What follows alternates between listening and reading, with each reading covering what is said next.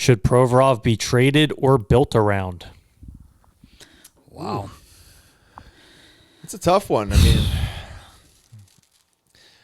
I don't know if I necessarily know the answer to that. I mean, I think he can complement a really good D. I mean, he's a really good D. Yeah. But I just think his time in Philly, he just, maybe it is time for him to just explore somewhere else. I'm not sure if it's his decision or if it's the organization's, but I think Provi could be a great player for the Flyers, and I think he shows. I mean, he signs that that he is that. But maybe it's just one of those things that's just the lack of success as a team the last few years that you just maybe needs a fresh start and go and just be.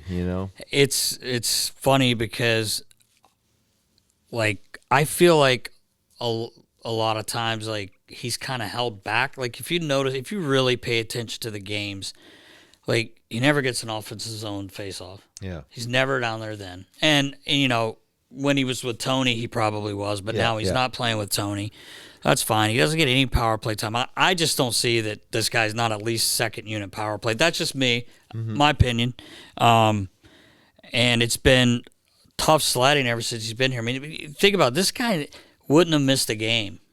Yeah, I know. And right? I don't think people understand that either. And that's a hard thing to do. Like, he was punching and kicking to play when they made him because of the COVID thing. He played, I know we're talking about the here and now. We don't have to talk about back then, but he had a dislocated shoulder, played in the playoffs. Like, I just think it's been such a tough go for a lot of people, and maybe I have this weird feeling a new start may come for him soon. Yeah. And I hate to see him go. I think he's a really good defenseman, and I don't know if he gets the credit he should, but that's just my opinion. So, I hate to see him go, but you don't have a lot in the pipeline here. Well, that's it. So I don't know what you're going to get for him.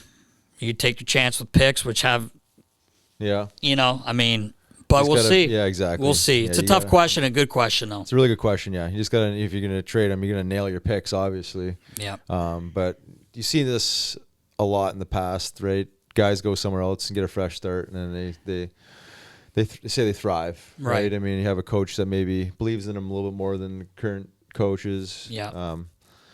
Play him a little bit different situationally. Get him out there, show confidence. When a coach shows confidence in you just like the things you can do. Well, that's a right? big point. Yeah, that's a great point. But then, someone could argue, well, it's like you got to give the coach a reason to show confidence, and it's like a very sports, especially pro sports, is a very, very touchy thing. And, they're very, very critical of every movement, every play. So, one thing, like, quickly that always stuck out to me, like, listening to the coaches, and me, I'm a hockey nerd. I was for the most part, always in on meetings. Right, yeah. I just loved learning and hearing. And one of the things that always kind of drove me crazy about coaches is this game is so fast, and things happen, just an odd bounce that may pop over your stick, and coaches are losing it. Like, what are you, like, you played the game, you understand it, but I used to just laugh. Like, how can you get upset about that play? Like, the game is so fast, and a mistake, just the smallest little thing turns into a major mistake, but may not even be your fault. Yeah. And it happens so much in hockey, and I just remember, like, God, there was nothing that could be done there. The puck literally bounced on a bad piece of ice and went over the guy's stick. Yeah. You know what I mean? Yeah. Like, things like that. Totally. Well, those plays for sure. I think coaches get excited because their job's on the line. Right. And they have to. Makes sense. They have to show that they care. You know what I mean? Yeah. In those situations. But I think those situations are a little different than, making a bonehead play. Well, absolute 100%. brain fart when you're turning the puck over.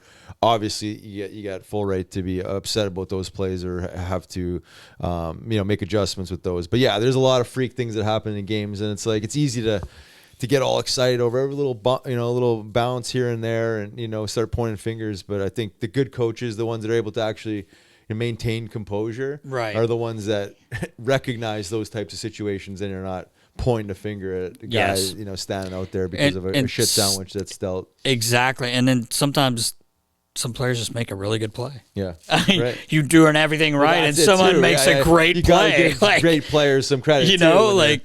you're but making great plays. Yeah, but anyway, yeah, for great sure. question. Yeah, really good question. Not sure the answer there. I know I would love to see him stay and hopefully get this thing turned around, but I have a feeling he's not gonna be here too much I agree longer. with that. Yeah, unfortunately, the way things are trending, it's not looking like he will be. But so if he does get traded, I will, be his. I'll have to go and help and He will. take care of him. Yeah. move him in, I always tell him that. cook him dinner. Yeah. Breakfast. Yeah, I mean, whatever Bakey. I have to do. Yeah. A little bakey, yeah. Anyway, great question. Yep.